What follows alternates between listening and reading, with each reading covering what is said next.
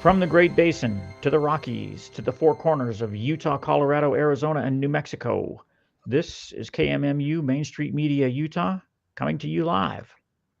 You can find us on Rumble, YouTube, X, Facebook, and our website, kmmu.org.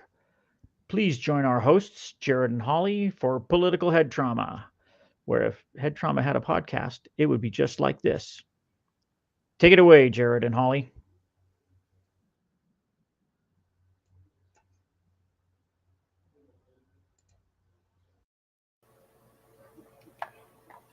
Hi, everybody. Checking on the mic. Except we don't have Jared and Holly today. We just have Holly.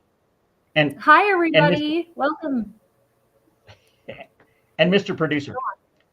Mr. Producer is joining us today for a short time tonight. We are excited to welcome Rob Axson, who is the current Utah State GOP chair, and he is running to repeat another 2 years in that office, and we will have him on joining us shortly.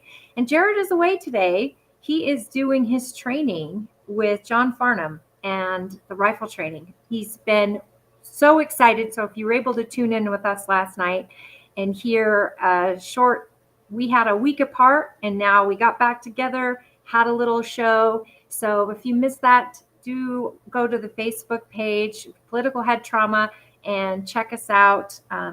YouTube, Rumble, and X through KMMU Media. And it's actually, what is it, Dwayne, Mr. Producer, on X? We are at Media Utah on X. What's your, you have an X, don't you? We have a Political Head Trauma, but we actually, we don't do our live shows, but now that I know that you have them, I will share them. I'll retweet them. So is that still a thing? And we're also on YouTube, and we're also on Rumble, and we're if you go to any of your whatever your favorite platform is and search KMMU, Main Street Media Utah, you'll find us. Okay. Excellent. Are we live on Facebook right now as well? You're live on Facebook. You're live on X. Well, I think Facebook is yours. We have a Facebook channel, but we don't broadcast on there. Okay, so I want to make sure that I can share this on Facebook, and so the people can join us there. Is there anything specific I need to do? Well, you need to let them know what your Facebook thing is. Hang on a second. Political Head Trauma. I just don't see it. I don't see it on my Facebook, on our Political Head Trauma Facebook page. Hang on. I'm gonna go and take a look for you. Okay. Thank you. Today's exciting, guys. We are really excited to talk to Robert Axson, and you tuned in hopefully a couple weeks ago where we invited Phil Lyman. And if you didn't get to see that show, that was 2 weeks ago. And I think it was 2 weeks ago, top of our page, April 18th, actually. Is it already May? It's May. Sorry. That's crazy. It might have been 3 weeks. Was it 3 weeks? I don't know, but we wanted to talk to both candidates, and so Rob has been generous to give us his time tonight, but he's been stuck in traffic. So if you're coming southbound from Ogden, you may want to buckle up, folks, because it's going to be a doozy getting back. So we're grateful. I believe is he waiting with us right now? Did I see him that he joined? He's here. Rob is here. Fantastic. Let me bring him in. Here we go. Thank you, Mr. Producer. Hi, Rob. Hey, Holly. How's it going? Dwayne, good to see you guys. I found a park here in Bountiful. So I'm at the Bountiful City Park. I figured, hey, go plop up on a picnic bench and jump into the call. So apologies for being a little delayed with traffic.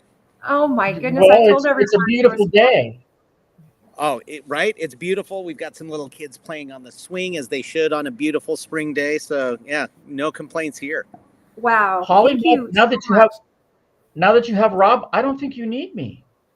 Thank you, Mr. Producer. I appreciate you. I'm just going to fade into the background. Will you share this on the Facebook page if you could, Mr. Producer? I'm so excited that you're able to join me. I know you've got a lot going on with planning for convention. This is not an easy task, as I know. So first off, introduce yourself and tell us a little bit about Robert Axson. Yeah, so Rob Axson, and good to be with you, Holly. Truly, thank you for the opportunity to chat. I've been the party chair for the last 2 years, and more importantly than that, like most of the folks who are delegates and most of the people who live in Utah, I am lucky enough to call Utah home. I was born and raised here, aside from 2 years as an LDS missionary and 3 years working in DC for a member of Utah's federal delegation. I've lived here in Utah. This is where I get to raise my family. I've got 4 kids. My oldest is just about 16, so we're in that learn to drive stage. Little interesting. Luckily, he's very responsible, but he's also the most accident prone. So we'll see how that one goes. But 3 boys, and then our youngest is a little 6-year-old girl. And everything that I try to do in really my focus, my volunteerism, my activism in the party is to try to promote Utah and a future that my kids and your kids and all of us can thrive in. So that's my hope. I love it. My son just turned 15 also, and we're doing the learner's permit stuff. And I'm amazed. I don't know if you've noticed this, but I'm amazed at how many young people don't even bother getting their license. It's like they don't want it. And yet when I was a teenager, that was like badge of honor. That was the bee's knees to be able to drive. Right? Yeah, my son, he turns 16 in June, so he's got a little over a month until his birthday. But we've had months and months, almost a year, where he could have had his learner's permit. He doesn't even have that yet, so we've just been doing some driving there in the parking lot of the church, and going this next week to get his learner's permit. It just wasn't the priority for him that I think it was for us when we were growing up. Yeah, my son's the same. It's like you have to take a test to get it, and I'm like, go study for this, and he doesn't have any interest. So the priorities are elsewhere. Well, and I think that you did kind of say you were working for a member of the federal delegation. I love that. You actually worked for one of the most conservative members of Utah's electeds, who is Mike Lee. Isn't that right? Yep. I've worked for one member of Congress, aside from doing an internship with Congressman Rob Bishop back in 2009, right at the tail end of my time in college at the University of Utah. Aside from that, I worked for Senator Lee for 13 and a half years, and the only member that I've worked for. Love his conservative commitment to principle, commitment to the Constitution, commitment to limited government, and also a respect of separation of powers and federalism and checks and balances, all those things that we've all grown to love and appreciate of what Senator Lee does. It was a pleasure to work for him and try to fight for Utah. I get a back row seat, like backstage seat, because as a county party chair, it's something I do with the utmost appreciation for my citizenry and my voters. And I was honored to be chosen by state delegates to go to the national convention for Trump. And you also were there. Mike Lee was there, Mike Kennedy, Celeste Malloy, but so many other conservative Utahns from our state were there. And that was one of the best experiences ever. And I know that I just got to show up and enjoy the extraordinary week, but you were behind the scenes on that. So give us an idea of what it takes to put together a national convention for Utah. Yeah, so I was a member, as chairman of the party, I'm a member of the RNC, and I was assigned to the subcommittee as a member of the Committee on Arrangements, which organizes the national convention. And keep in mind, one of the critical and sole priorities of very limited, but like ultimately our focus as an RNC is to put out a platform that we believe in and kind of the messaging around that, and to elect the president and nominate and elect the president of the United States and make sure that Republicans control the White House. That's like the first and foremost the job of the RNC. And so it was exciting to be a part of that process. And then in addition to that, make sure that we're organizing a fun and exciting and eventful but also a momentum building experience for all of our Utahns. That while we were back there, the hope was that everybody rallies behind President Trump. Everybody rallies behind the ideas of why Republicans should control the White House, why Republicans should control the U.S. Senate and the U.S. Congress, and certainly win races up and down the ballot in everybody's home states. You create that momentum, that excitement, and then it's go back to your home state, go back to Florida, go back to New Mexico, go back to Utah, and take that momentum and do the most that you can to build the strength and success of the Republican Party in promoting our values. I think, you said it well. There was a lot of good conservatives from Utah there. We had a lot of fun, but we took that momentum and tried to bring it home to make sure we are immediately applying it to winning races here in Utah. And then we also did a handful of things to help in Arizona and Nevada and make sure that we were doing everything we could to ensure that we never had to live under a Kamala Harris presidency.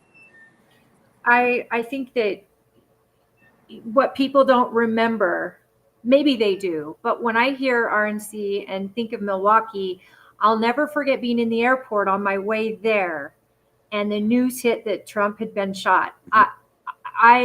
I know that how it felt there was unifying, and that momentum you're talking about, people were just pumped, but they weren't as angry and divided or tribal. It was so united as Republicans. So even the most conservative and the most moderates were sitting together at convention, and our state was spoiled. We had amazing location. We had great events. We got such a great, we were pretty far from the stage, but we were right next to where the president was sitting with his family.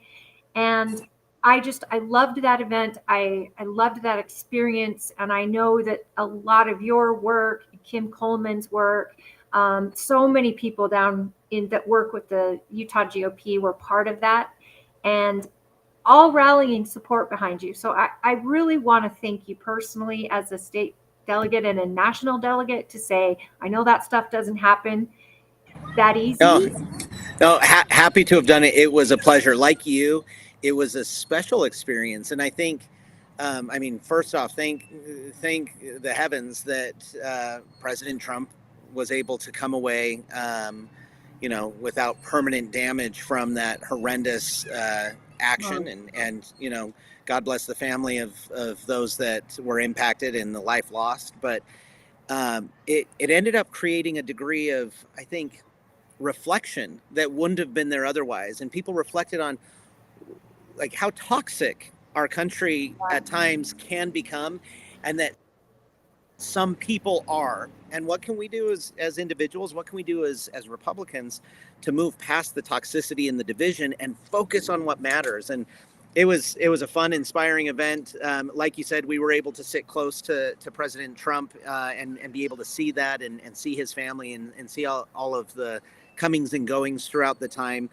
I've worked or built a very close working relationship with his team, and they knew the work that Utah had already done and was going to do on behalf of President Trump. So they definitely were very kind to us in a number of things.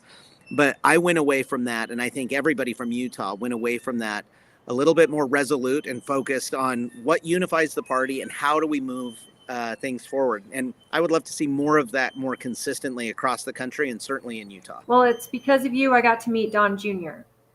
I know that you put together the Western States event, and that was incredible because you talk about the momentum. We get home and people like you and your new vice chair, Melanie, going to Arizona, going to Nevada, you're getting people on buses, and they got to go knock on doors in these other states because those states were battleground states. And it wasn't for Trump per se. It was down ticket to get those important Senate and House seats that we need so badly to make sure legislation is passed after these executive orders go in. It is a huge job. And I don't know about you, but I haven't been able to speak with you very much because it's been a while, and it feels like a million years since we've had an SEC meeting, even though it was only probably a couple months ago. A few weeks ago. What? It's going 7, so 8 weeks ago fast. now. But I feel that we're getting to that place now where we're back to being tribal, and the GOP is now got it's fractured in places, and I can only imagine. I proudly represent a county, and I'm running again, and I hope that I can continue to represent this county, but my county doesn't fall in lockstep. We have a lot of berries of Republican here, and I think it makes me personally a better representative when I can listen to all sides and still represent that commonality, which is our platform, and that we can all get behind. That's exactly right. It's the platform. I think that's what unifies us, and it's been fun as I'm running for re-election to continue to try to build the party and the capacity of the party. I'm just coming from a meeting with some delegates up in Weber County and talking with people from all parts of the state. Last night I was down in Iron County until late into the evening and started with a breakfast with a state delegate this morning in Sandy and going and getting to know as many folks as possible. You're exactly right. We have different maybe experiences, different styles, different personalities, different strengths, but that platform, that's what unifies us. And we need to make sure that we have enough room that if you believe in the platform, if you believe in those principles of limited government and the principles of federalism and family and pro-life and pro-Second Amendment and free markets, all of those core principles that are laid out in our party platform, well, there's room for all of us. And I think we're stronger and better together than we are divided. And so even in this race, obviously, I think I'm the candidate that can deliver for Utah and can deliver for our party to make sure that we're elevating the party. But I'm friends with Phil. I have tried, and anybody who's heard me talk in any event, in any open and private conversations, I have encouraged, let's tone down the rhetoric. We don't need to be at each other's throats. The real enemy is everything on the outside fighting against that platform, fighting against those principles. It's not all of us. So I would encourage anybody, regardless of if you support one candidate or the other, let's figure out how we can elevate, because ultimately, here in a couple of weeks, one of us is going to be the chair of the party. But we all live in Utah. And it doesn't matter really what position any of us serve in. Ultimately, we want Utah to be a conservative, principled, red state. That's what I think is best equipped to provide for a successful livelihood and a successful life for my fellow Utahns. That's what I'm committed to. Again, regardless of what position I'm in or not in, I think we all need to collectively work for that. But I hope to earn the support of the delegates. I couldn't say it better. Phil's an easy guy to like. And I have so much respect for even Republicans that disagree with me on issues, because what a world we live in and what a great state we live in, where that outside noise is still kept at bay, that danger. You're sitting in a park in a pretty busy city, and you're not having to look over your shoulder. We live in a community. Yeah, right. I know there's a park all over my county I can go to, and I'm comfortable and I feel safe. And what a great thing to live in this state and to know that we still have conservative values and they're still going forward. And this is a tough time, because, and I want to get into this, at the end of the day, I know you to be a huge caucus convention supporter. In fact, anyone who knows you cannot deny that about you. And as much as I have adored past chairs, as a party chair, I don't think I've ever had a chair that's tried so hard to get us into the 21st century. Working with you and Stafford, especially on the technology side, I know that the new website is it launched now? The Utah GOP? Yep, utgop.org. utgop.org. Guys, go check it out. They've worked on caucus, they've worked on convention. That's where, if you're a state delegate and you need to get someone to fill your spot at convention, or you want to confirm convention, that they have, and I have to say, Chris at the Salt Lake County Party, you guys have brought technology into caucus convention. And though we had a weird caucus launch, it was so great to be able to have a Super Tuesday in Utah and to be part of that and to get Trump over the edge. And there's the website. Yeah, no, that's exactly right. Yep, there it Producer. is right there. So folks can go to it, utgop.org. They can get a lot of information. Fantastic place. But really what you're talking about is exactly what I set out to do 2 years ago, is what could I do to advance and strengthen the ability of the Republican Party to be a force for good, to be a multiplier. So when I came in, we had about 14,000, 15,000 email addresses for all of the Republicans in the state of Utah. Well, keep in mind, we have a membership list of about 950,000 people, and we only had 14, approaching 15,000 emails. That's abysmal. So since then, we've been able to advance, and we're now on our way to 200,000 email addresses for Republican members. So it's building the data. It's certainly fundraising. You have to have the means and the finances to then build all of these things. So doing the fundraising.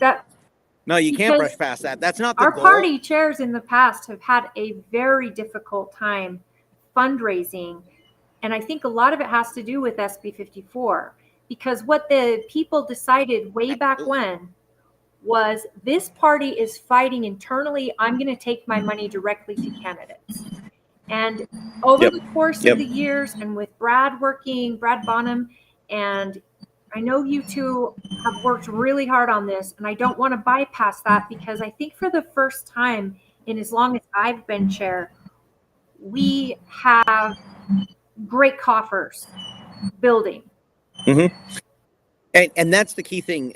And I've said this, some delegates have probably heard me say this, the fundraising isn't the goal, but it is the vehicle to accomplish our goals. Without funding, you can't increase data. Without funding, you can't advertise our principles. Without funding, you can't promote our convention winners. Without funding, you can't do get out the vote efforts. Without funding, you can't advertise caucus. And I bring all of those up. Those are 5 or 6 examples of what we did these last 2 years because we were able to raise the necessary resources to do that.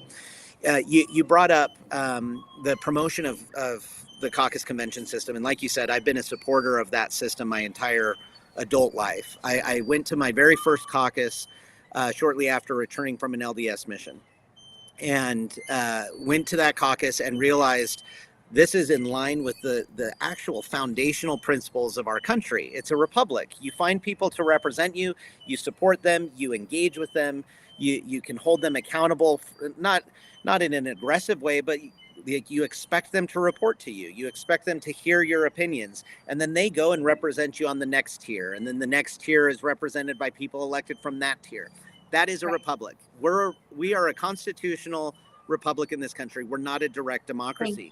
The caucus convention system is a beautiful, wonderful system. I don't know of a better structure of creating that engagement and getting the results of empowering all of us as citizens, the sovereigns of our country, rather than just being dictated to from on top.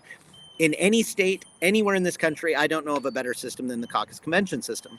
So you look, and since 2014, when SB 54 went into law, we have been severely impacted in our ability to fully maximize what the caucus convention system provides. And so a number of years ago, when I was on the State Central Committee as the Constitution and Bylaws Chair, about 6 years ago now, I crafted a bylaw, and the idea was, what can we do to continue to highlight and to bring attention to the results of our delegate process and the results of convention? And so we passed a bylaw 6 years ago that said that after convention, between the convention and the primary, the resources and support of the party would be solely available to the convention winners. So we got that passed. And like I said, that was something that I worked on and helped craft 6 years ago. Well, now as chair, 6 years later, I realize I'm in a position, let's do this. And for the first time, even though we've had 5 election cycles since the passage of SB 54, this was the first time last year where we leaned in and we didn't attack fellow Republicans. We didn't attack Republicans that maybe didn't get the convention support. We have a neutrality requirement that we shouldn't do that. And like Reagan, I think Republican on Republican violence is foolish. But we did deploy resources in excess of $200,000 worth of benefit directly to our convention winners, informing voters who they were, informing them of the support of delegates, promoting them with get out the vote efforts, helping kind of backfill some of their coffers, backfill some of their donor support, a host of things that we did. And I think it was the right move. If SB 54 is going to limit the power of the party to maximize our grassroots and that spirit of the republic, well, we need to grow our ability and capacity as a party to overcome that. And that's a commitment that I gave and we've been delivering on. And my commitment is to continue to work tirelessly to build capacity on capacity on capacity. At some point, if we all keep working, the party will be in a place where it can't be ignored. And I want to see Utah with a strong Republican Party that really is a force multiplier that can't be ignored. And any candidate that wants to bypass us, they do it at their own detriment. Well, and I have to say, and my county especially, we've got a lot of new Republicans that just came on this last election cycle that may not have been Republicans or voted Republican before, but they feel left behind by the other party, and they are seeking us as their new party. And I want to make sure they feel welcome and they feel accepted. And again, they can accept our platform and we can accept them. And it's that simple. Yep. Come in, you are welcome under this big tent. And, these are our basic rules to live by. You can choose your candidates or whatever. And I think it's so important because at the end of the day, your caucus is about your neighbors. And it is the absolute essential to a republic to have that close, choosing the people that live within the little area you live to represent you in a bigger, and it's exactly what a republic should be. And I think we've gotten too loose with the word democracy in this country. We have one office that's elected by democracy, and that's the president of the United States. And even then we go through an electoral college and even then you have checks and balances on that to make sure that the states are represented, because again, we're a republic and we need to embrace that. I wholeheartedly agree. My goal also after SB 54 in my county was to do what you're talking about 6 years ago, and I believe ours was about that time too, is I just made it so when I have a convention winner at 60%, I think is the threshold, that we get to publicly endorse, we get to fundraise or, outwardly and publicly, because I was so tired of our delegates choosing someone, especially in our county, so just a huge wide margin, and then having to sit back and maintain neutrality until the primary. Because then what's the point of having delegates if what they say doesn't matter? So I think taking back counties, taking back their conventions, because honestly, none of us have jobs if there's no caucus convention system. And I think it's important, and I know you've said this repeatedly in SEC meetings, is that delegates need to get back to their precincts. When they get back to their precincts and report to their precincts what they've learned, because I believe that delegates do invest their time, their energy, their intelligence in getting to know these candidates one-on-one. But until they get back to their precincts and let others know why they've chosen them, knocking on doors, talking to their neighbors, until they do that, our primaries may not meet our convention standard. And absolutely. That was the knock on door campaign. You had a couple of them through the SEC that Melanie and I went out in West Valley and knocked on doors. I know you had them in other states as well, but we did a down. We did them all across the state. And obviously, we focused on a lot of the battleground races when it went into the general, a race where a Republican or a Democrat could win. Let's focus on that. But leading into the primary, we were looking for those voters that if they turned out, we wanted to make sure they were informed, like you said, of what the delegates had done. What was the information that the delegates had figured out and advice that they had? And certainly everybody has their own individual right to vote for whomever they want in any election. But let's make sure they are as informed as possible and have all of the facts. And that's one of the key benefits that the caucus convention system provides, is it is open to anybody that wants to step up and be a part of that process. But then you have meaningful engagement with candidates rather than just relying on whatever commercial comes up in between, a commercial break from some sporting event you're watching. I like political ads. They're always fun to see, but really, how much do you get in a 30-second soundbite? And then you see the 30-second soundbite from the other candidate. It's hard to get that deep dive information. Delegates go deep. Delegates ask the hard questions and they get to know folks. And this is something we have a lot of ill-informed voters out there that they are only watching snippets on a commercial. And how beautiful is it that you've got a whole convention of people who have taken the time, and a lot of them have had to do it in the course of weeks.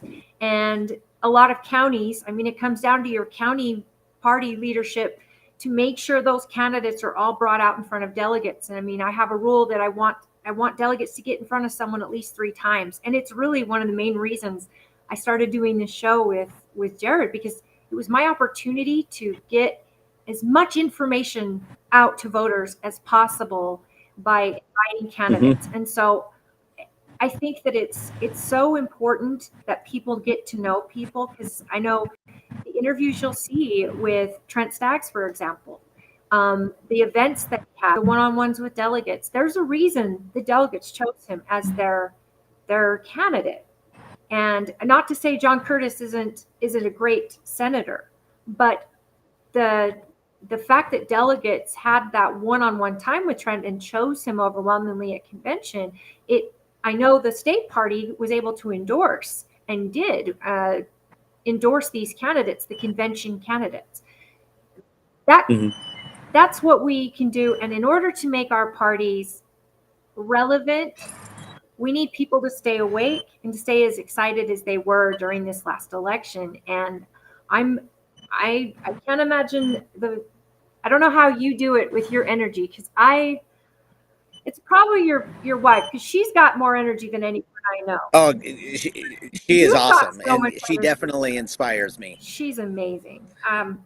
Well, really, it's all of us. Like you mentioned before, the SCC, the State Central Committee. These are folks that are elected from all over the state, and then you have delegates that are elected in neighborhoods.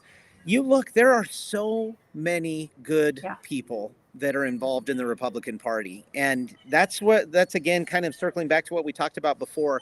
If we can get past some of the places where we disagree and places where we have different opinions, and focus on some of the things that unite us, and focus on some of the things where it's like, hey, I'm going to adamantly have a different opinion on this issue. And that's okay, because on these 3 issues we agree. Let's focus on those. There is so much good in our state, so many good people with so many talents. And together, I think we honestly can do a tremendous amount. You talked about these new people coming into the party, whether they've just moved into the state or they're just getting politically involved, or maybe they've left their former party. We have to introduce them to what we believe, that platform, and then we have to show them a spirit of service, in my mind. We have to have this idea that, none of us get paid, right? We don't get paid as party leadership, and the delegates don't get paid. We're doing this because we love our state, and we love freedom, and we love what this party can do. If we show that spirit of service, and then also follow through and try to have your actions actually meet up with what you say, rather than just giving lip service. When you do that, these new people coming in, I think they'll be inspired and realize, they made the right choice in leaving their former party and becoming a Republican, or when moving to this state or turning 18, joining this party. This party is there to make sure that every individual, every family, and every neighborhood can thrive to the full potential that God has given them. That's perfect. And my producer here says, make sure that we explain SCC. The SC Central or State Central Committee is made up of elected members out of each county, and it is the governing body of the state GOP. And Rob's job is actually to be the navigator of those meetings where they discuss the party rules, the party governing documents, the bylaws that the party adheres to, the platform of Utah, and then assist counties through elections. But there's even a little more to it as a party chair. And I know you have to do this on a larger scale, but one of the things for me that I'm glad about the neutrality rule for us is because no matter who's running, the importance of me being able to work with electeds is crucial in making sure that our voters have a conduit in Tooele County to my electeds. Even if my electeds don't like me very much, or they maybe don't love the party even very much, they still give me a seat at the table because I have a great working relationship with them, and I try to make sure that I'm bringing the voice of the voter to them and then helping them share what they're doing and help share the efforts they're making. And it's not me trying to go to war with electeds. And I know you have to do that on a much larger scale. What's that like in Utah? Because we have a lot of Republicans in Utah, but we've got a lot of bills up there in legislature that I'm sure you've got to be up there and making a case for the voter while still maintaining working relationships with electeds. What is that like as a state party chair? Yeah, I think that's critical, and I try to approach it with this perspective of never backing down from what you believe or what the state central committee or the party has tried to articulate. So your role as a chair is to represent that and to advocate for that. And so I think that's very important to do. But at the same time, you can do it in a way where it's not a gotcha game. You're not coming at them and trying to surprise them and make them look foolish. You need to be upfront and transparent. And sometimes you have to be firm, but it's never to demean or destroy somebody. So after I left Senator Lee's office a couple of years ago, I do private consulting work, and luckily I can kind of set my own schedule and work on projects that I'm working on, and determine kind of how much caseload I have, so I can manage the time. And I was able to do that during the legislative session where I could carve out enough time. I was actually up there every single day except for 3, maybe 4 days during the legislative session. I don't understand it. Fighting for this party. And the nice thing is, because of my style of engaging with folks transparently and fairly, but still firmly, I'm able to get the meetings. I'm able to be invited into the conversation. I'm able to have a seat at the table. And there were a lot of bills that were there this legislative session that were really good. And there were a lot that weren't so good that we made better. But there were also a lot of bills that started out okay and became bad. And there were even a bunch of bills that were really bad and would have been detrimental to the party. So, I was able to be up there articulating and fighting and working to make sure that any bill that was good became better and try to get it as much support as possible. There were a bunch in the election integrity, transparency space that we tried to do. And then there were others that would have been a disaster, and we fought them and fought them ardently. I was able to work with a number of our chairs, yourself included, and a lot along the Wasatch Front that it's easier to get up to the session, but even some of our rural county chairs in fighting for the Republican Party principles and platform during the legislative session. And I think we did a phenomenal job this last year. I was just going to say that. I'm grateful that you kept party chairs in the loop about what was going on and invited us to come up and make sure that we were representing our county and being a face for the voters of our counties. And I'm not saying past chairs haven't done that, but in my memory, I don't recall getting those updates and saying, hey, here's the bill today. These are the legislators, come to this committee at this time. And it was really, again, it takes a lot on your front because you have so much, you've got way more voters to represent than I do, but you also have to maintain those relationships while being firm. And again, at the end of the day, you need the respect of donors, especially who are going to put their funding back into the party because the party is standing on principle it doesn't matter who's in legislature. It doesn't matter who's running for what. It's the principle and the party's efforts that they're fundraising for. And we need to get back to that. And I know Brad Bottom's done a great job on the national scale, and you've done a great job on the state scale, and you guys work closely together. I think you're exactly right. And I'll tell you, I think it's important for state delegates to ask what's the purpose and role of a chair. And the chair, in my opinion, the role of the chair is to elevate the party, to advance our principles, to advance our platform.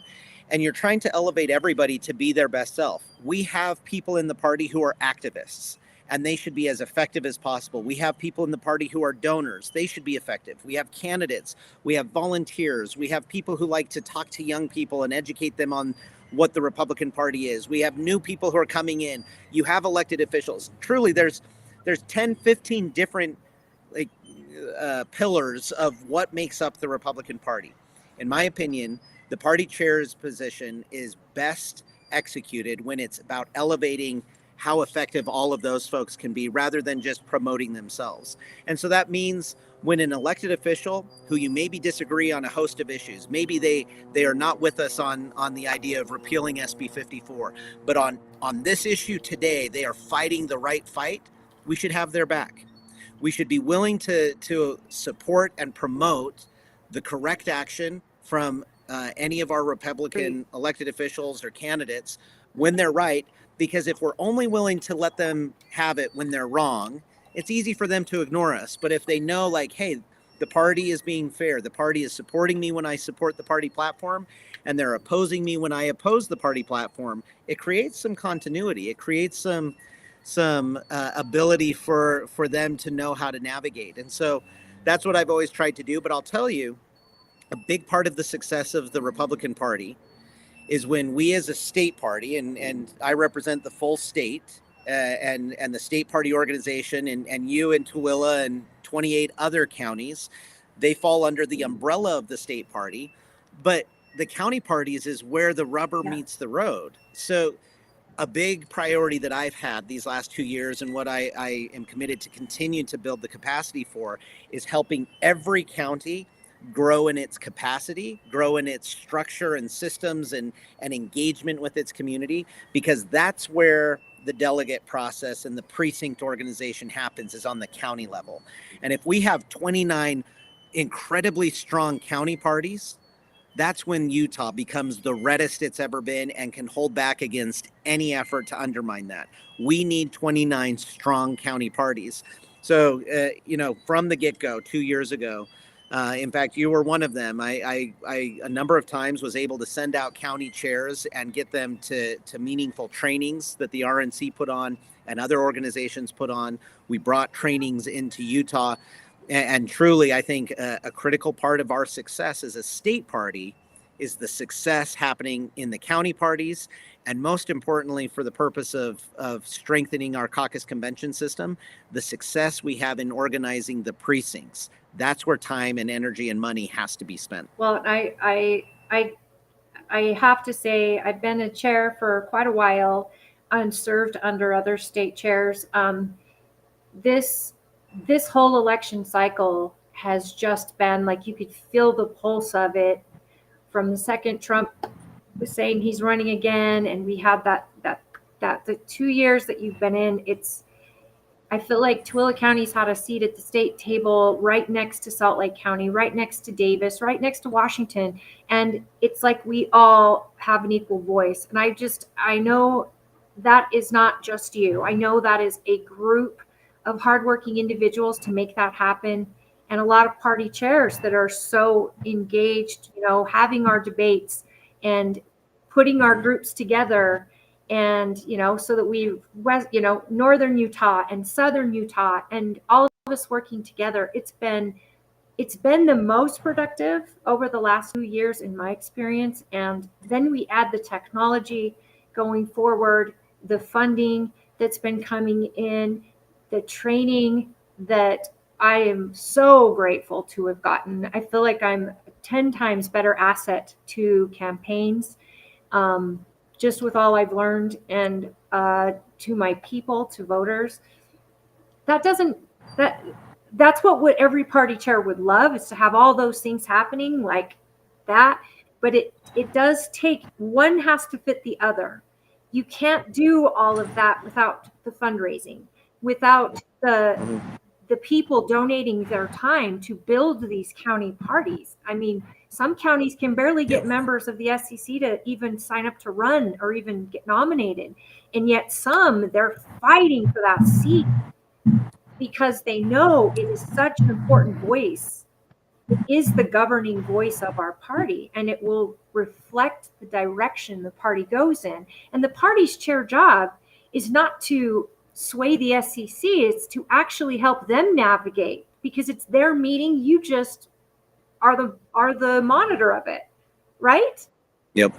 Because those meetings are super long, and they get wild. They can be crazy. But your job is to maintain the integrity of the bylaws and the rules, while also listening to potential resolutions, debate, argument. Your job is to run a meeting. It's to facilitate. That's what it is. It's ultimately the meeting of the SEC members. And even at state convention, it's the delegates meeting. The chair's role is to facilitate that meeting. And again, it's the principle of all of us together. That's when we're successful. Yeah. And I'll bring it back to that precinct space. That's a priority that I have this next term, should I be honored to be reelected, is to build on what we've built, to build additional capacity, and on top of that, use those resources where we go down and start engaging meaningfully, consistently in our neighborhoods, organizing them. And here's the nice thing: organizing a neighborhood, it doesn't just mean like making sure everybody understands all aspects of the party bylaws or platform. Where organizing a neighborhood starts, or a precinct starts, is getting to know your neighbors. Get to know all of the Republicans who are registered to vote in your precinct. I think we're all guilty of not knowing all of our neighbors. Certainly we're guilty of not knowing the Republicans that might be in our precinct. And so that's something that we've already started the process on, is in coordination with the county chairs and the county parties. We will be providing resources and information and data so that down to the precinct level, every single precinct chair can be provided with the information of who are the registered Republicans that are in their precinct. And it establishes an element of stewardship, an element of responsibility. So then that precinct chair has kind of a starting point. They can build relationships there. And imagine if this summer, a election year, we have municipal elections, which are important, but we don't have partisan races this year. Imagine if this summer we're already starting to organize and get to know our precincts. Imagine if we do a precinct barbecue or a neighborhood picnic, but you make sure that you're doing it from the perspective of getting to know fellow Republicans. You do that now, how much easier is it going to be to promote caucus in 9 months? It's going to be a lot easier. Absolutely. So we have to start now, and I think that the effort will pay dividends for years and years and years to come. Certainly it's going to pay dividends in reinvigorating and strengthening our caucus convention system. You know, I wanted to touch on the data part. When Phil was on the show a couple weeks ago, he was talking about, as a candidate, not having access to data.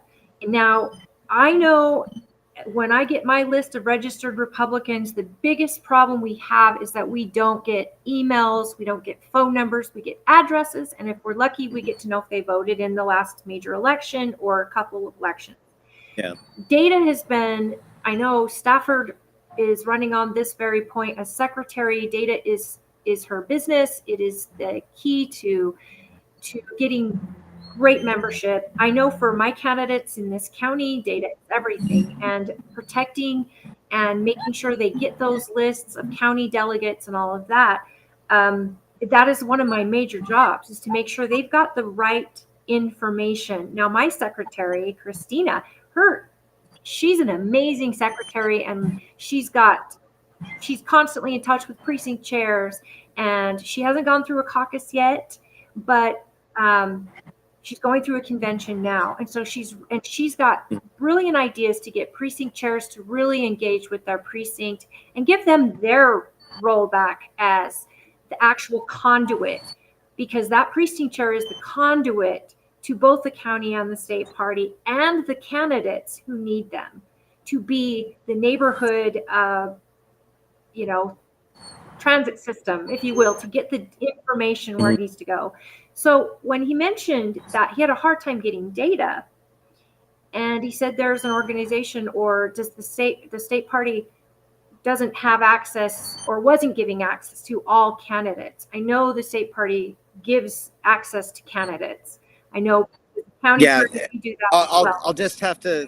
I'll have to say on that one, again, I like Phil. He's wrong on this issue. He absolutely was provided all the data that you have.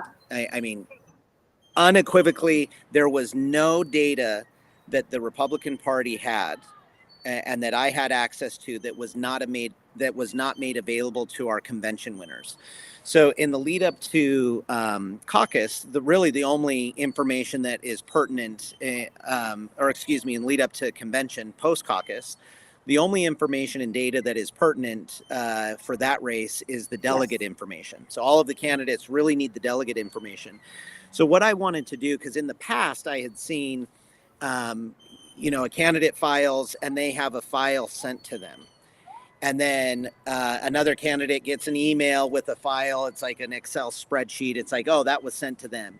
And then let's say we make some updates because we got some new information. We have a new Excel spreadsheet and another candidate gets the new one. What happened is you had candidates getting different pieces of information at different times. And that didn't make sense to me. So what we did is we instituted a system and a process where any update was made live and all of the candidates were given access to that database. And so that meant any time that there was an update to an email address or a phone number that was bad and we fix it with the correct phone number, that update was made available to everybody at the exact same time. So that's what we did with the delegate information in the lead up to convention. After convention, that's when we turned on access to the rest of our data, but we only turned it on to our convention winners. So if somebody was a candidate who qualified for the primary ballot through signatures, but did not have convention support, they never received access to this data. So the rest of the data we made available to all of our convention winners, including Phil Lyman. He is correct, and I haven't seen the video. So what he may have been talking about is there's more information and more data in like private companies and vendors. He's absolutely correct. And those private companies, they charge a ton of money, and some of them, a ridiculous some of this data I've even seen, it's a little scary. I don't know where they get it from or what means they use to get it, but it doesn't feel, I mean, I'm sure people pay for it. I know data is number one commodity in the country or the world, but I don't feel great about the data when I've seen it and I've actually denied or just said, you know what, I'm not going to do this. It just doesn't feel great. Well, I'll give you an idea on that. When I first came in as party chair, like I mentioned at the beginning of our conversation tonight, there was only 14 or 15,000 emails that we had for Republican members, and yet we have very close to 1 million, like 900 and the high 900,000 members of the Republican Party here in Utah. But we only had 14,000 emails. It's ridiculous. So I reached out and we were finding like which vendors, which companies out there have the data and how much would it cost to acquire and how do we acquire it. And the prices I was getting back were anywhere from like $250,000 to $450,000 to go and try to acquire data on our membership. And even then, it was only going to be like 30% accurate. Well, that just is not a good return on that investment. I didn't think it made sense. I think there's better ways to spend the money. And so what we've done is we've been building it organically. And like I said, we're now approaching 200,000 emails as an example. Right. And that starts to make a meaningful difference. And we did not have to go and pay some random company and have, questionable accuracy. We have accurate information. So yeah, to all of our convention winners, whether it was Phil Lyman or Trent Staggs or Mike Kennedy or Mike Schultz or any of the others, they had access to all of the data for the area that they were representing. So a statewide candidate would have had access to all of the data for the entire state, anything that we had, but we did follow that same structure. So that database, we give candidates, they have access to that database. And so anytime there's updates, when we added 10,000 new emails, they all got access to that at the same time. But again, to be abundantly clear, if you did not get convention support, you never received access to that data. We never provided access to that. That was solely available to our convention winners. But the ultimate point here is you're never going to fix the deficiencies we have in 1 year or in 2 years. The more important thing is the momentum. We have to continue to be building. So when you have success, build on success. When you learn a lesson of something doesn't work, make adjustments, make changes, and build on that. You have to continue to do that. So we went from 15,000 emails to approaching 200,000. Imagine what we can be at if we focus and raise the money and continue to do the work. A year from now, we could be at 300,000. And a year after that, we could be at 500,000. That's the type of stuff that we have to do. And imagine if we keep giving this support to convention winners and highlighting that, hey, these folks earned the support of the delegates. Yeah. Well, when you have 500,000 emails, that's going to make a huge difference. 200,000 emails right now makes a tremendous amount of difference, certainly way more than the 15,000 we had when I started. Well, it's an excellent way to reward those who go convention only. It's a way to bring us back to the caucus convention system without getting in a financial legal battle with the courts and the state. I mean, I was a party chair back when we were near bankrupt and fighting the Supreme Court, and we lost in the Supreme Court for over SB 54 and trying to rebuild the party up. So I'm coming from a place of knowing when delegates were choosing to write a check at convention, you know, if they wanted to donate, they had to donate whether they wanted to go to legal funds or to party funds, because that's where we were. Yep. If you want to fight for it, we were $400,000 in debt 6 years ago. Yeah. That's where we were. And luckily, Derek Brown, when he was chair, did a good job of retiring that debt. Carson built on top of that. I came in, we had zero debt when I started over, or when I started 2 years ago. So kudos to Derek, kudos to Carson. And I built capacity on top of that. And my hope is that the Republican Party never turns back, that we keep building on strength after strength after strength, and we're never in a place where we are under debt and the threat of bankruptcy and irrelevance. We can't get to that place.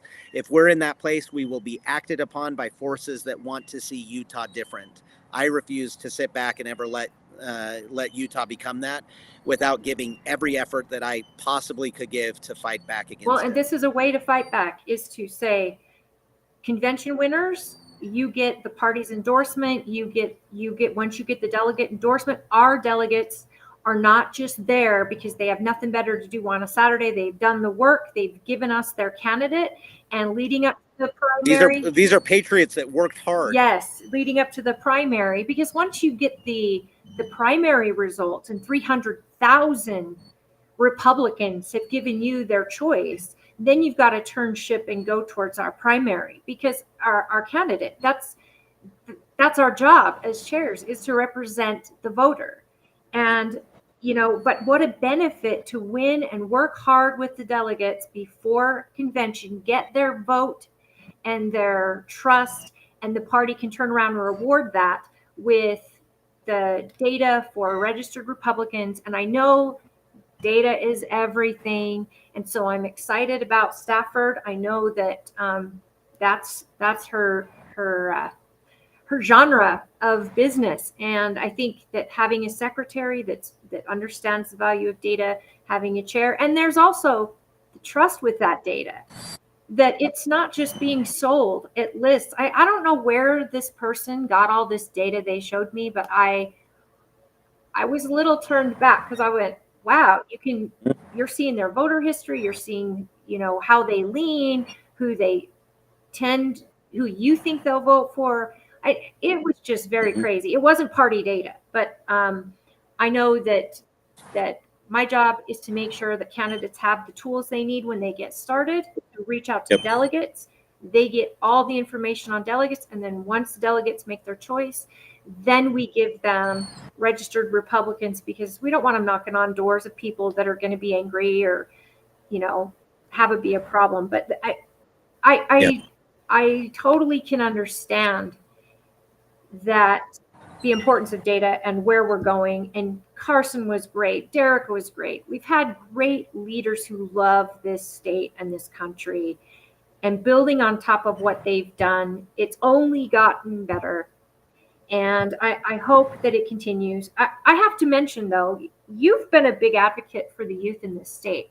And I want to know your opinion. What a great turnout at the election for our 18 to 35-year-olds, because you've been an advocate for our youth and the young Republicans and Zach Wilson and the work he's done. And there's too many to name that are members of our SEC. It's beautiful. Yep. Well, keep in mind, Utah's the youngest state per capita, right? We have the youngest generation or average age and mean age, and we need to figure out how to connect with young people quicker than any other state, because the consequence of not figuring that out will hurt us before it will hurt any other state because of our youthfulness. And it doesn't matter how strong we build the Republican Party. We could build the strongest party that's committed to everything that we believe in. If we don't then communicate that and like pass the baton off to younger people, then we're eventually going to go extinct. We're going to be irrelevant. If nobody then embraces what we believe and they go a different direction, that will be devastating for the outcome and quality of life here in our state. So we have to be focused on bringing young people into the party. I'm a millennial, but barely. I'm on the very, like, the oldest, like, little rung of millennials. You're a young kid. And we've got, a big chunk of millennials behind me. Then we've got, what is it, Gen Z? And then I don't even know what the next ones are that are coming. Gen Alpha, there we go. Gen Alpha. So we've got to make sure that they know the principles that will rescue and protect their future. We have to make sure that that's happening and do everything that we can. So we need to bring young people into the process right now. It can't just be, once we're old, we pass the baton. The passing of the baton has to be in partnership, where we're shoulder to shoulder with somebody who's 5 years and 10 years and 20 years younger than you.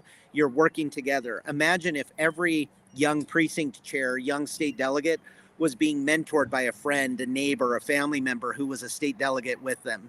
Like that type of exchange, it's a beautiful aspect of what this party can provide. And we have to be focused, have to be committed, and have to be dedicated to bringing these young people along with us. I couldn't agree more. And I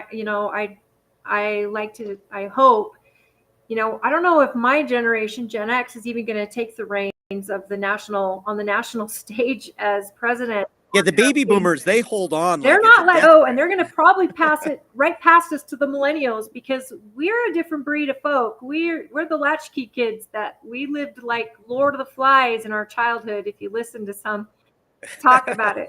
But it's a really important thing that we've got young people. And Mr. Producer is telling me, you guys are just children. He's been trying to pass the baton for 30 years. I love him. Oh, that's funny. It is one of those things, though, that there's something. Can you hear me? You broke up for a second and you've kind of frozen a little bit, but I can hear you now.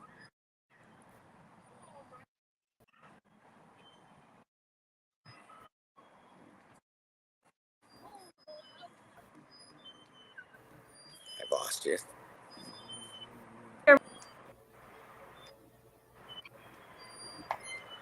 Can you hear me now? I think you're coming back. Yep, you're coming back. Oh my gosh, that was so weird. I'm so sorry. Sorry about that. Nope. Technical Mr. glitches Producer, always can you happen. hear me? You're good. You got some bandwidth issues, Holly, but you're coming and going. So keep smiling. Well, I don't. No, you're just lagging. How about now? I have a suggestion. You're still lagging a little bit. I have a suggestion. Log out and log back in. Your bandwidth is glitching. Well, can you Well, hear your me eyes now? are blinking. You're okay. Can you guys hear me? Yes. Because I just had a bunch of programs Yeah, running on my computer. you're just all of a lagging. sudden. Okay. Well, how about now? You're lagging. Your lips are moving and the words are coming later. Okay. Well, let me try to log back in. Let me And you stay on with. give that a try. Give that a try. Okay. I'm not sure how to do that. Exit out, and then you can come right back in, and that should clear your cache. Okay. Will do. I'll be right back. Dwayne, talk to Robert. So Dwayne, where are you from? Well, I'm people ask me that. I go, I'm from California, and then I have to hesitate because that's not a good sign here in Utah. Well, how long have you been here in Utah? I've been here for 10 years. Okay, you've been here a long time. And do you live out in Tooele then? I actually live in Heber. Oh, beautiful. Well, that's the nice thing about Utah. You could live in Tooele and you've got beautiful views and lovely places. You live in Wasatch County, you've got beautiful views and lovely places. Like, this state is pretty spectacular. Well, I died and went to heaven when I moved to Utah. Okay. I don't disagree. I had no idea about the caucus system, and I started learning about it. And I'm going, this is the best thing since sliced bread. So I dove in. I'm a state delegate. I do tech for a whole. I did websites for half a dozen different candidates during the election season, and so you are absolutely right. Data is critical. I'm a DBA. I'm a database administrator. I started out doing stuff for the Navy, and so I'm a SQL DBA. Cool. So I know data, and you can't. That can be the difference maker. You can't keep the data clean. It's not possible because everything changes so fast. Constantly. You have to keep massaging it, and that's where you organize the precincts, and we have that relationship, that back and forth.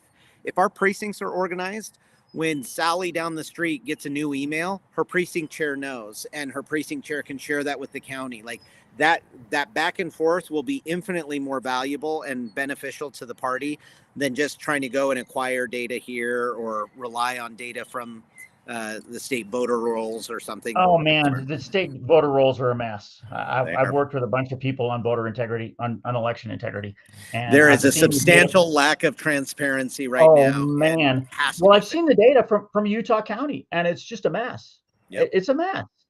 So yeah, right now you've got in Utah, depending on where, it could be as high as 60%, but it averages out at about 40 or 45% of all of our voter registration rolls are in withheld or a private status.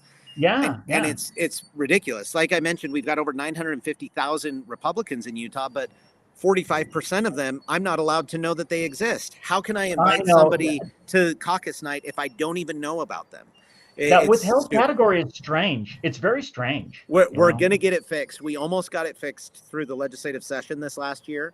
The bill ultimately just wasn't quite there. So we worked with the sponsor of the bill and killed that bill. But we're bringing it back. We've got a solution. We've invited in some groups from outside of the state as well, around the country, to look at this. And frankly, there's even a threat of legal action to make sure that something changes if we don't get a legislative fix. Tom Fitton's been fighting that for years, and he won a court case in California, but they still haven't fixed the data. Just because it's such a mess. It's really hard to do. It's hard to do.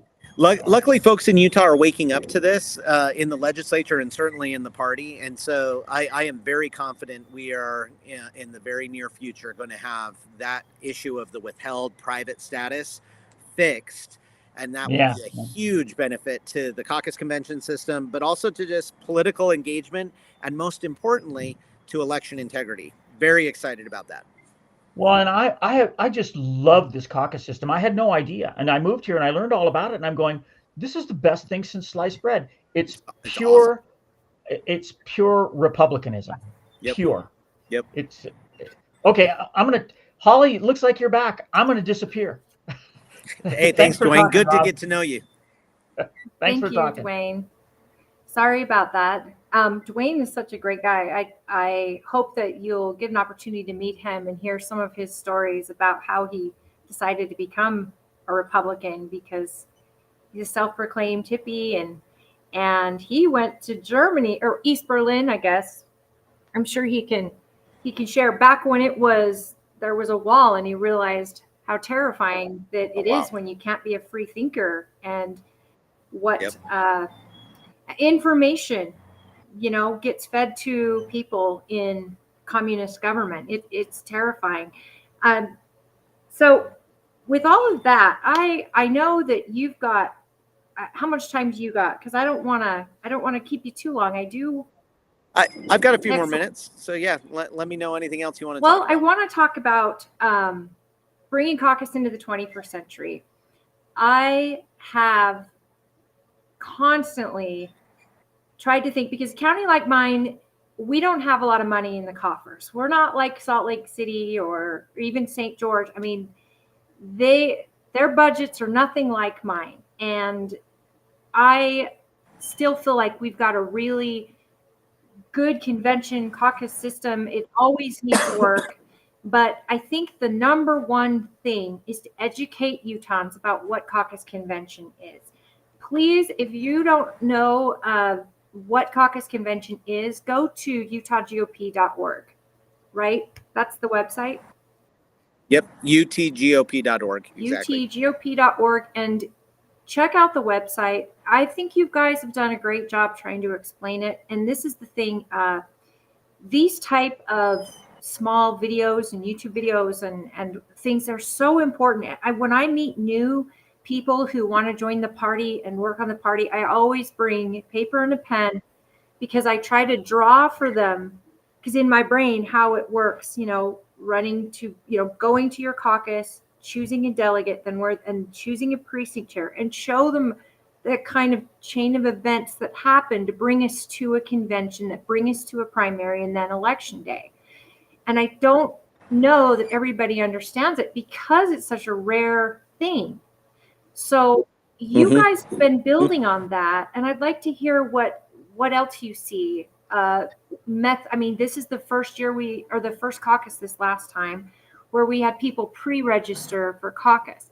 Now, I would love to see a caucus lasting longer, like over a couple of days, so we could get more people to come. I know we've talked about this in the SEC on many levels, but what do you see ways that the party can make caucus more well attended, well run? Because once we our delegates picked, then the party chairs and party leadership can take over in the counties and create these meetings, and campaigns to come out and to meet with people. Yeah, no, great question. I think the thing that we have to do in really kind of building for the caucus convention system to be relevant for years and decades to come, and to continue to be this force multiplier, is we have to be willing to listen. Sometimes if people are not wanting to do it one way and they'd prefer to go another way, we need to listen to that. And I think there's an importance to have some degree of flexibility in making adjustments, and that would be the role for the state central committee to decide on what adjustments, if any, that they want to make. But beyond that, we have to then just increase capacity. And so last year was the first time that we ever did radio ads and digital billboard ads and other advertising to inform people about caucus. If we don't invite people, they'll never get exposed to it like Dwayne did and realize, wow, this is a fantastic process. It's the spirit of republicanism. So we need to be promoting it. We need to be advertising it. That pre-registration system worked very well until it did come under a denial of service attack. So it wasn't a hack, but it was a cyber attack that would prevent people from accessing it. And it was in the from 6:40 to 7:10. So really the worst time. But anybody who had used it before then, because they could have pre-registered a week, 2 weeks before, anybody who used it before, it worked seamlessly. And anybody who used it just before or just after that, it worked great. But you have to start being willing to try new things and to figure out what works and also figure out what doesn't work. In Salt Lake County, for example, there were a number of locations that things didn't work as well at caucus night. And I think primarily the main cause or the main issue was there were too many precincts at some locations where it was just too many people in that physical location. And so we need to learn those lessons. And the caucus is a partnership between the state, and then it's really executed as it should be by the counties, because Tooele County will have different needs and different priorities in executing caucus than Salt Lake County will, and Cache County will have different needs than Grand County. And so each county does it a little bit differently, but we need to replicate what works.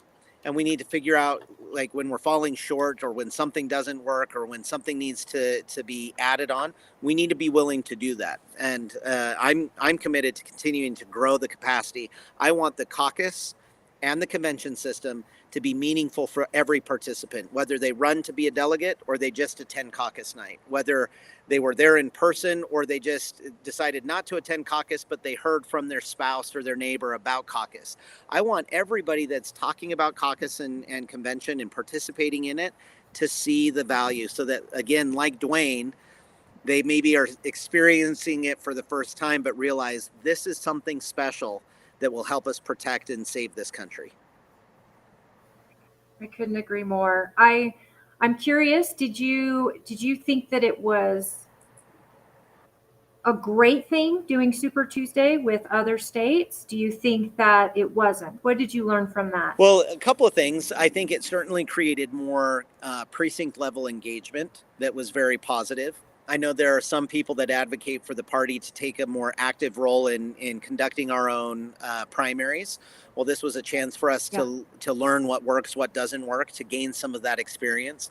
So I think it's worth having done it. But certainly the SEC in 4 years at their next presidential election year, they'll need to decide for themselves and have that discussion again. Do we want to do it at caucus or allow the state to do it? When you allow the state to do it, there's some convenience that comes from that, but you're not building the party. You're just letting the state administer something. And frankly, one of the other benefits that came from this, it wasn't our motivation, but one of the benefits, we saved Utah taxpayers a few $1,000,000. It costs between $2 and $3 million to administer a primary for the Republican Party. They didn't do that. We saved them a lot of money. So as a fiscal conservative, I think that's nice. Again, that was just a secondary or tertiary benefit. It wasn't the focus. But the other element, I've had some people say, well, how dare you put the presidential election and the presidential primary in a caucus? Why would I have to go to a caucus? I should have the right to vote on that. What most people don't realize, every political party has a nominating process for the office of president if they put forward candidates for that. They completely own that process. And the Republicans, the Democrats, all of the major parties, the Libertarians, they're all the same way. The snapshot, the poll, a presidential preference poll, whether conducted at caucus like we did last year or done through state-funded and expensive primary balloting of mail ballots, it's still the same thing. You're just getting you're getting a sample. You're getting a snapshot of where people are. Ultimately, it's the national delegates at the national convention representing their state who elect the nominee. And so nobody's vote on caucus night actually elected the presidential nominee for the Republican Party or for the Democrats who did it through a state-funded balloting Wait a minute. process. You're saying, I hate to interrupt, but are you saying the Democrats got to choose their nominee? Good point. You're exactly right. That is a funny one. But hey, here's the nice thing. President Trump got to show how supported he was in this country. He had to beat 2 presidential candidates. He beat Joe Biden so badly that Joe Biden dropped out, and he still went on and beat Kamala Harris. But yeah, that nomination process, it's just getting a snapshot. And then the results of that snapshot inform the national delegates on how their state wants them to vote and how they'll vote. So I think the more people understood the process, whether they liked what we did or disliked what we did, they would realize, oh, this is 100% the party's right to do what is in their best interest. Well, and like any primary, you have to be a registered Republican to attend your caucus and be a voter there. I mean, you can attend, you just can't vote or participate if You can't vote. Yep. if you're not. And just like any primary, you have to be a registered Republican to vote at the ballot box. It's up to the party to decide. Now, this is my question that has been just rolling around in my head because the little PTSD of SB 54 and the fight, the good fight we had trying to stop it. Do you think the SB 54 people would go to the masses and do a huge campaign again and eliminate caucus if we decided to go after them? Oh, absolutely. There, you will have some of them that want to do that, especially now that our ridiculous state Supreme Court interpreted our state constitution such that they now have fully radicalized the initiative process. So now they see, like, if citizens do an initiative process, it's a super law that the legislature can never infringe upon. It's quite ridiculous. So we absolutely have that threat, but that's where I think we overcome that by building the strength of the party, by having a large fundraising operation where we perfect the data and perfect the system and support our candidates and promote our values and promote our principles and bring in more participation. You do all of that, it undermines their argument. They want to go to the people and do an initiative. They have every right to do that, but we will have the organization, the strength, and the understanding among all of our membership around the state of what we are and how that would be an attack against our very system of government that has benefited this state. If people like living in Utah, they should start asking themselves, why do they like it so much? I'm with you. A big part of that is the policies that are put into place here. Obviously, I think the thing that makes Utah the absolute best is the people itself. It's the family values. It's still that we are a community that has many faiths, but we still have faith. We believe in God. We believe that He cares about our state, our families, our communities, our future. We believe that traditional values matter. All of that is what makes Utah special, but it expresses itself in public policy. And who has been in control for the last many decades? It's the Republican Party. Can we do better? Absolutely. Do we fall short at times? Constantly. But at its core still, the Republican Party and the people who we elect to represent us, they govern in a way that is different than the Democrats govern in California. And there's a reason that Californians are falling in love with Utah. Well, God is in our platform. Let's not change it. God is part of Proudly our so. platform, and that is something that we have always involved and engaged in our platform. And, you know, we have different facets of Republican that have different views, very moderate, very, very far-leaning right. Some just have turned off the news completely, and they just, hey, if that platform changes, then I change. And, you know, I still have more independents in my county than I do Republicans or Democrats, and we've got all our seats are red. But that is not without a lot of work and actually good people putting themselves out there to run for these seats. At the end of the day, that is crucial to a republic. Absolutely.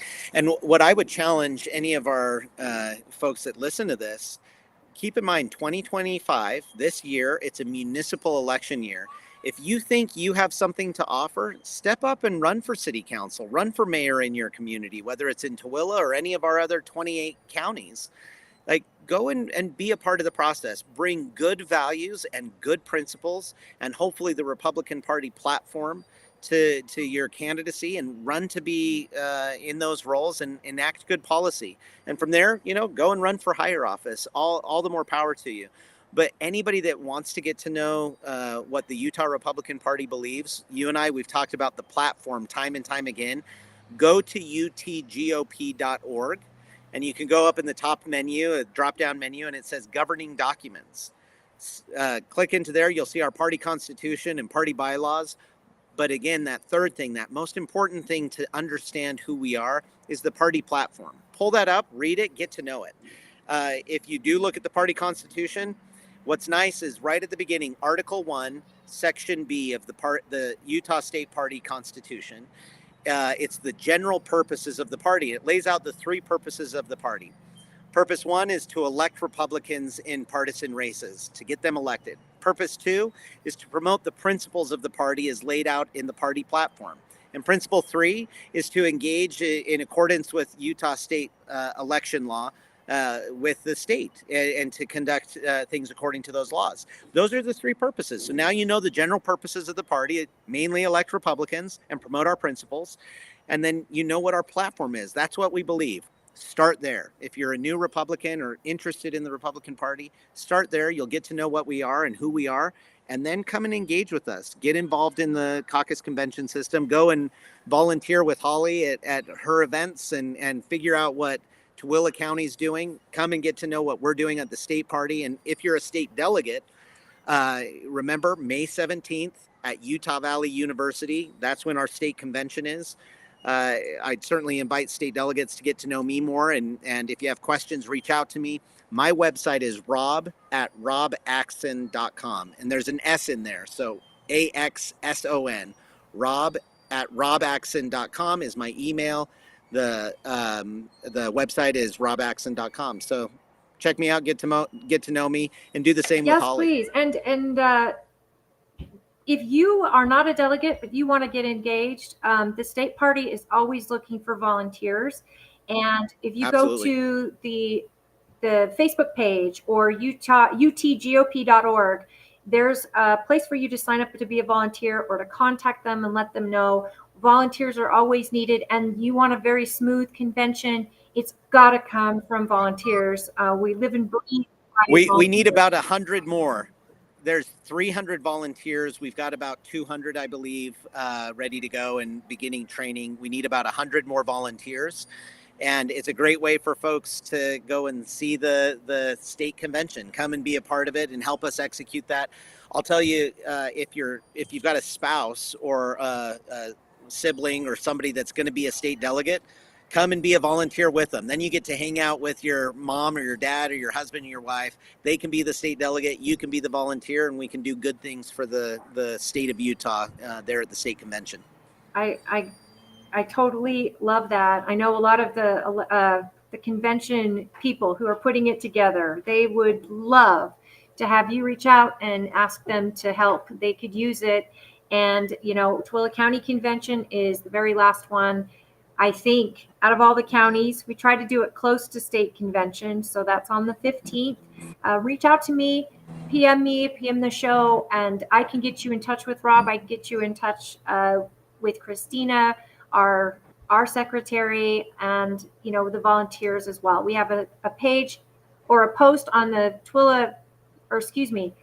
the Political Head Trauma page on Facebook. There's a big volunteer that says we need you, and you just have to go to that link and get in there.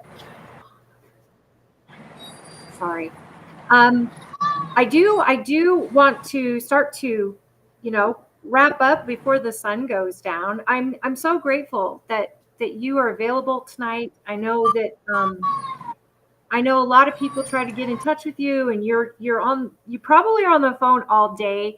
I know I have burned through the battery 3 times today already. It's been doubt. One of those days, and it's been awesome. Our party is only as good as the regular, everyday, hardworking voters out there.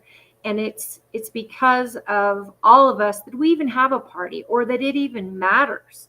I mean, if we didn't have a caucus convention system, we would be facing jungle primaries. And that's how quickly we lose our ability to control who's at the Capitol. And I think that, I know that it's something you've always believed in. I know because I worked with you when Mike Lee, as a party chair, that's how I knew you, is through Mike Lee's office. You were the guy making sure Mike Lee was getting in front of delegates, and Mike Lee's a huge proponent of caucus convention. And Mike Lee's probably one of the causes for, talk about the delegates upsetting the apple cart by picking him and changing the face of Utah. And I'm hopeful for the future. I know that you are always from a platform of hope and freedom. So I'm so grateful to have you on. Is there, I know I'm missing something. We've got the youth that's been engaged. I know the work that you've done with electeds. I know the work you're doing getting us into the 21st century. These were things that are valuable to me. And I think it's so nice to hear another party chair's experience on steroids, because it's so different on a state level versus my little county. But No, you've been killing it just as much as I have, Holly, and like I've mentioned, we will succeed when we are together. We will succeed when we unify around the platform. We will succeed when we let differences be important, but only as important as those differences are, and not to the detriment of throwing away all of the other good when there is good to be had. Frederick Douglass has a saying, and I'll botch it, but it's I will work with anybody to do right, and I will work with nobody to do wrong.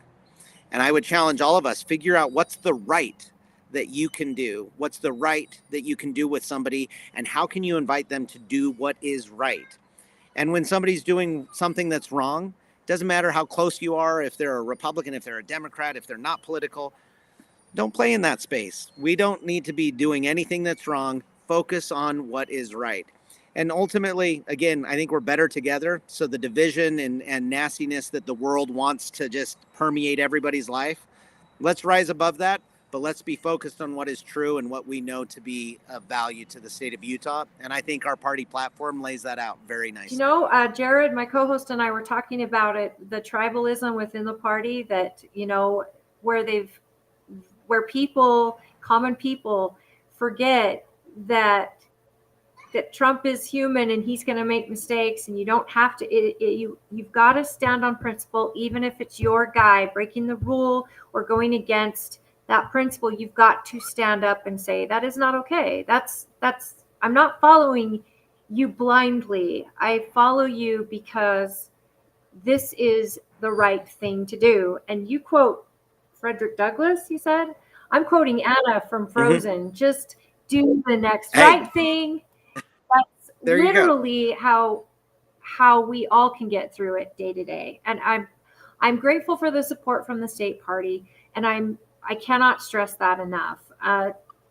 Derek and Carson and you guys have been such an intricate part in my party's success and growing our party in Tooele County.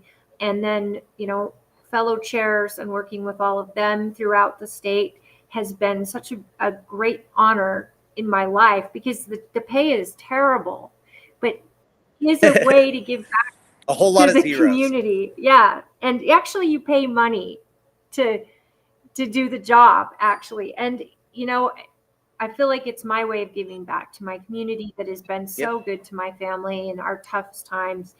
And, you know, I'm seeking re-election for that reason. I think we are coming to an important place in the state where we have a secondary party coming in. And one of my senators has joined that party. And they are trying to create the jungle primary situation because they want to get access. And now more than ever, we need to be together. That unity has got to be number one for all of us. And we need to welcome in the new folks that are part of this big tent and this new round, and these young voters who are looking for their place. And 100%. Well, you've got a baseball game to hit, and I'll catch the second. My kids have 2 baseball games tonight, so I'll catch the second one here in a minute. But again, Holly, it's a pleasure to be with you. I always love talking with you. I love how passionate you have always been from the very first day that I met you many years ago, fighting for the Republican Party. And like you, I believe that our party can be a force for good, but we also can be a force for distraction and inefficiency and frankly, we can really drop the ball if we're not careful. So let's make sure that we're building the party to be where it is a force for good, because ultimately we all as Utahns deserve to have a state that continues to be solidly red, conservative, and built on the foundational principles that we know to be true. Faith in God, commitment to family, and the principles of freedom, the principles of liberty, that it's not government that we have to get things from. It's building community together, and the Republican Party fights for that. I want us to reach that full potential. We've still got a ways to go, but let's keep marching there, and I know you always have and always will do that. So I thank you and appreciate you, Holly. That is so nice. I appreciate you, and it is passion for me. I do love it. I feel like I've lived in other states. I've lived in other countries. I am so grateful for a place like Utah. I love my neighbors. I love my small town. I love my state. It's easy when you've got the community that we have. And, I don't belong to the church that is dominant here in this state, but I wouldn't ask for better neighbors. I couldn't ask for better neighbors. I think it is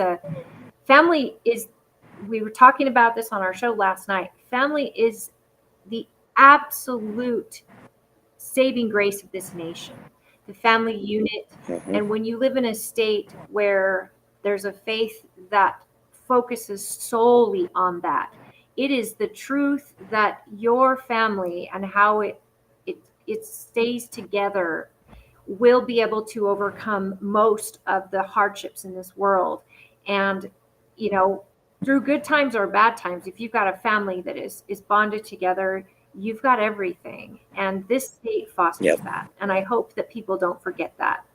And they remember that it starts with families, and then it's neighbors, and then it's cities and communities, and then it's counties, and then it's states, and it's country. And if we look at it like that, it's easy to get, to hone in on what's important.